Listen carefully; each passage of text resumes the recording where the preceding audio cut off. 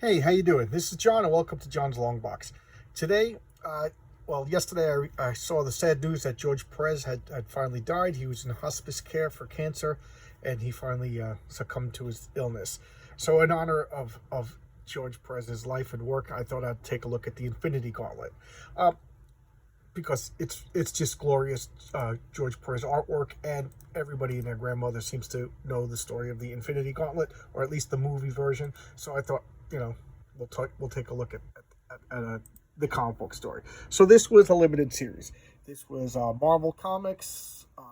Approved by the end begins here. Look at that glorious cover. So this is George Perez drawing. We got Death, we got Thanos, we got Mephisto, Silver Surfer, Drax the Destroyer, um, Fire Lord, Mentor, Star Fox, Hawkeye, Circe, the Hulk, Captain America, Nick Fury, the Contessa. Look at that Spider-Man. I can't. Oh, these are three people that they were like a subplot through the comic. You'll see them. Doctor Strange, and let's take a look at the Infinity Gauntlet. All right. I forget the year. Oh, 1991. I'm glad. I was gonna say 88. Okay, so here we have the opening. George Perez was big with these lines. He liked skinny boxes and everything.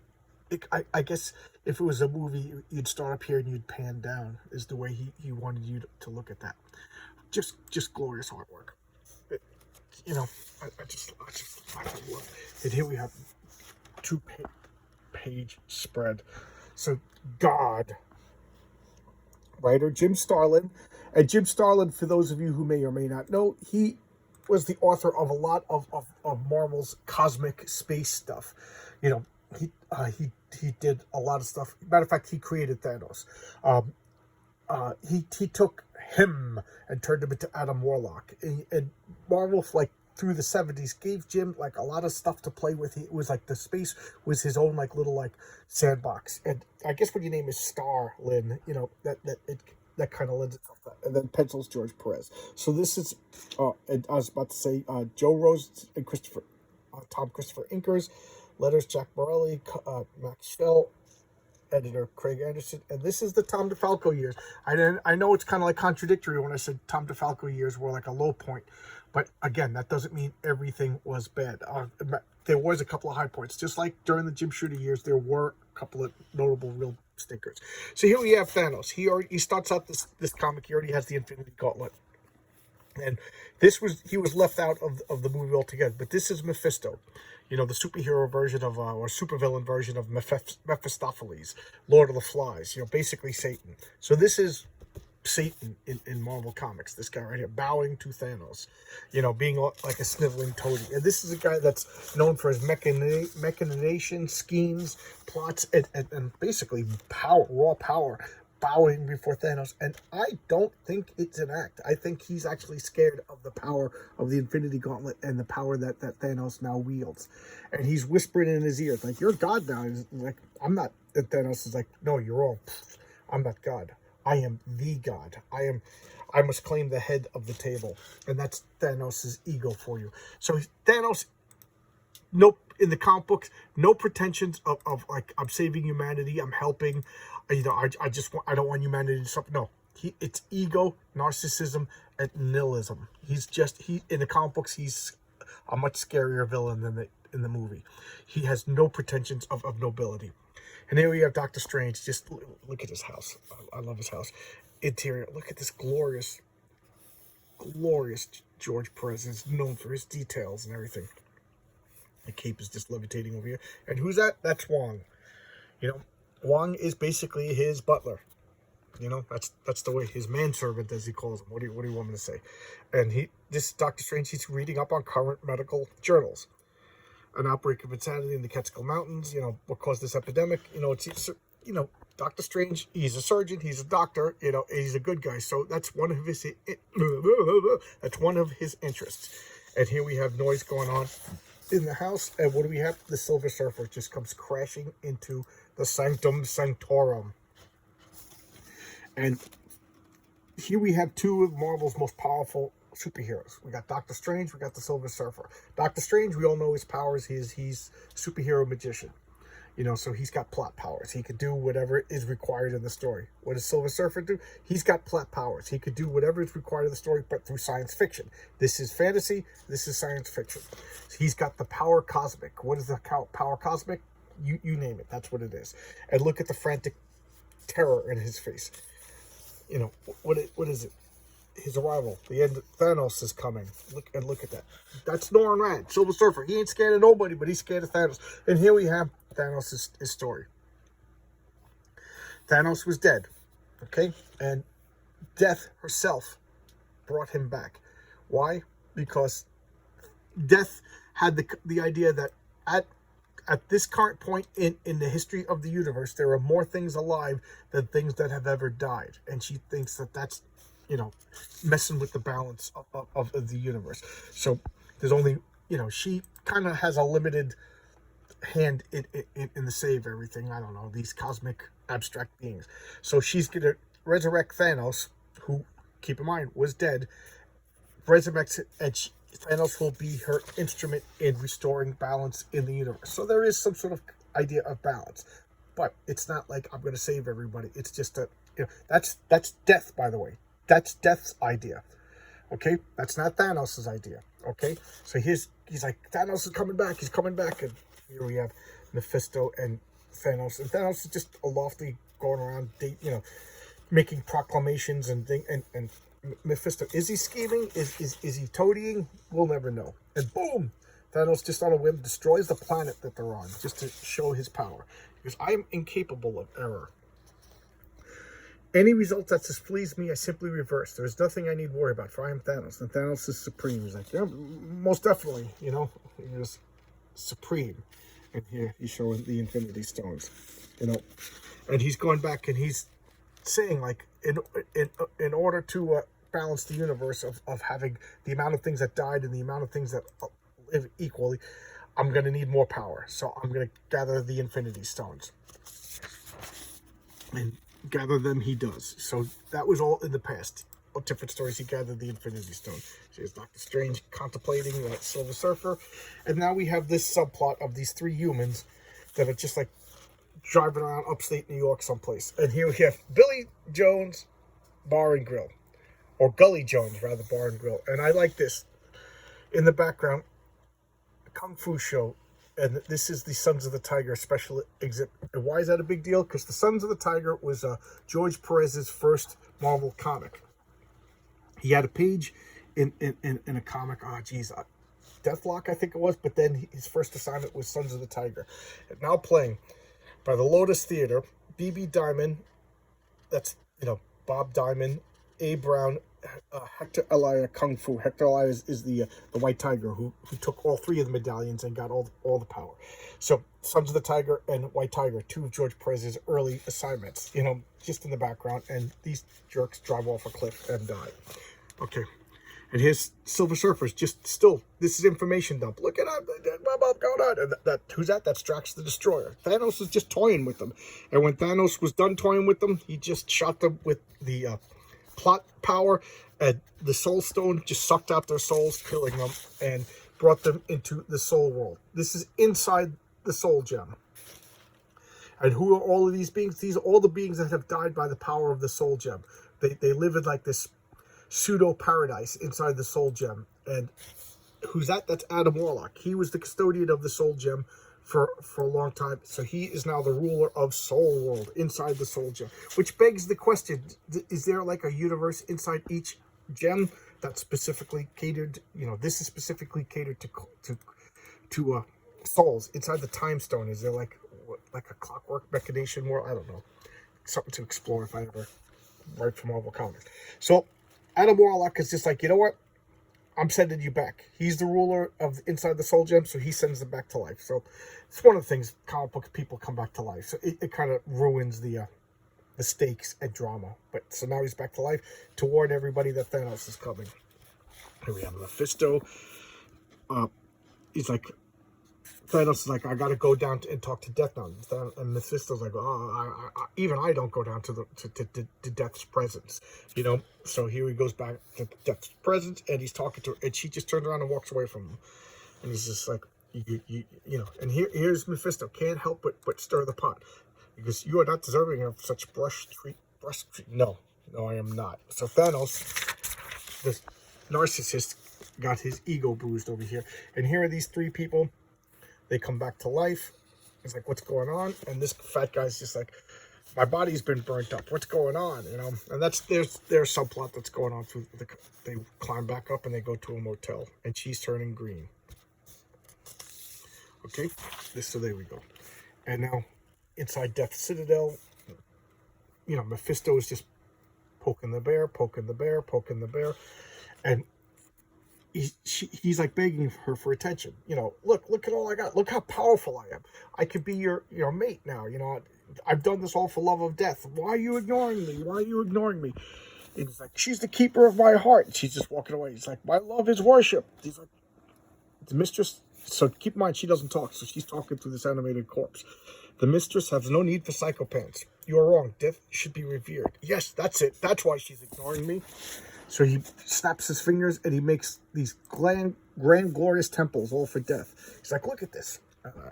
That's George Perez. Just glorious George Perez details. Look at all the skulls, space, flyers, you know. And he goes, all this for death. He goes, look, 2 thrones. I'm going to sit on the throne. You sit over here, you know.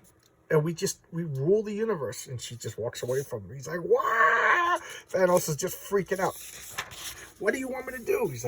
He goes, she senses, you know, her soul is dark. And he's like, he goes, you got to prove your love to her. He's like, why? What? All I think about is death. Blah, blah, blah. And he's like, yeah, but, you know, whatever words be done, you know, you're not as, you know, what, scary, dark, whatever. Your soul is not an abyss. Like, and he's like, oh, yeah, look at this. I'll show you. This is my daughter. This is Nebula. Because I killed her.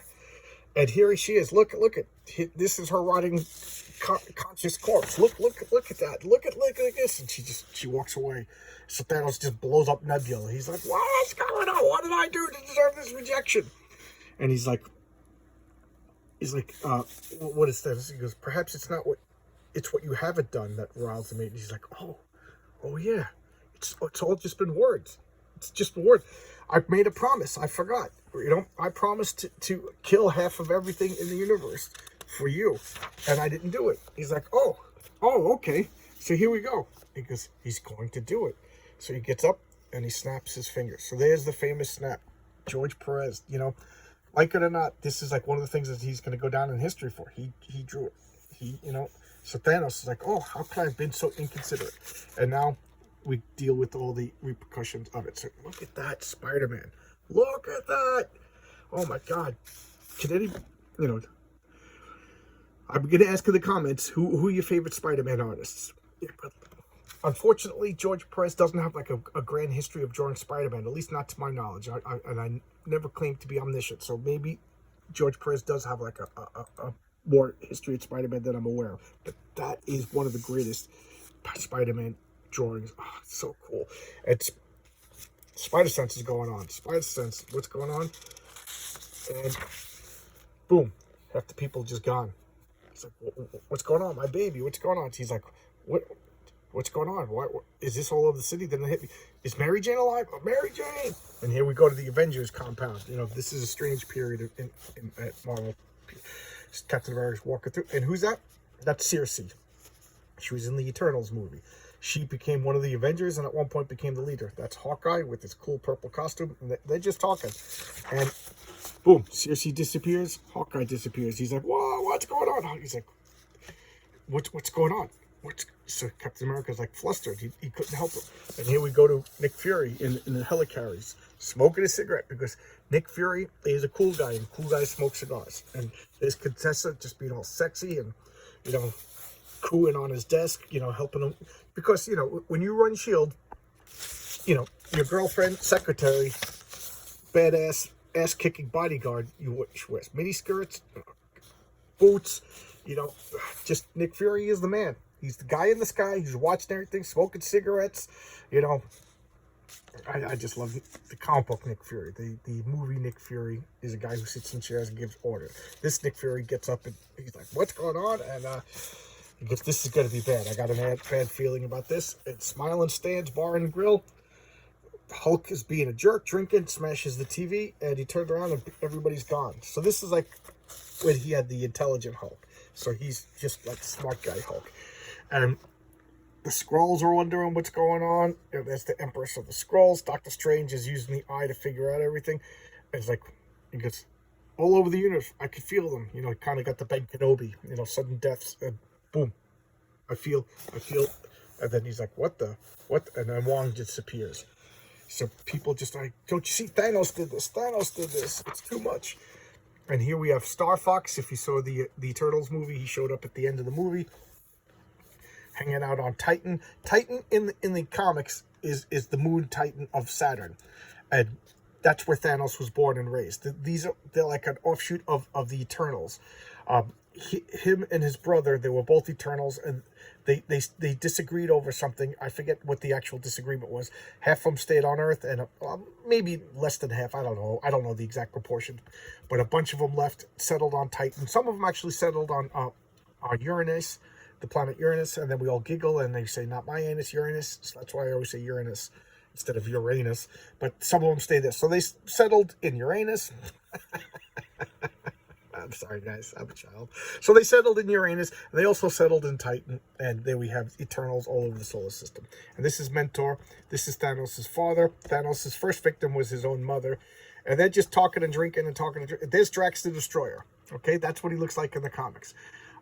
Drax the Destroyer is at this point, he's like a dumb brute. But he wasn't always like that. I forget what happened. So he's like, what did Firehead do to old man? You know? Oh, so Mentor just disappears. He's like, stay thy hand, Destroyer. And he's just noticed that's Isaac. That's the computer that runs all the life support systems on Titan. And Thanos is coming. They all know. And here are those humans. This guy's met the three bodies that died. This is changing into Pip the Troll. You saw him in the Eternals movie. And this is met into Gamora. And she disappears with the snap. He's like, what's going on? And boom. This big turd looking thing, that's the cocoon. Whenever Adam Warlock dies, he comes into this cocoon and rebuilds his body and comes out healed. So there you go. The portents of the savior of the story over here. And that's what Adam Warlock is. He's the continuing adventures of Space Jesus. So here we go. The Infinity Gauntlet. As you can see, it's completely different than the movie. I love the Infinity War movie. I hated the what was this? Homecoming. What was the second? The Infinity War was the first movie, and then whatever the second half. I hated the second half. But anyway, this is glorious George Perez artwork. This is Marvel Comics, kind of at the height of its powers. Just look at this artwork, you know. And this is 1991, so we're talking 22, almost 30 years ago. Marvel is trolling to, patrolling or whatever to come up with ideas for the movies, and they're getting closer and closer to the modern age. But I don't know. I could go on to this. I love the story. It was an important story at the time. I was super broke at this time, so I actually, this came and went, and then I went and bought back issues because college and things like that. But my only problem is after this, it became kind of like Infinity Stones, Marvel Comics, Infinity Stones, and that's all people talk about. Like every board game, every video game, it's like collect the MacGuffins, and when you get all six, you win and stuff.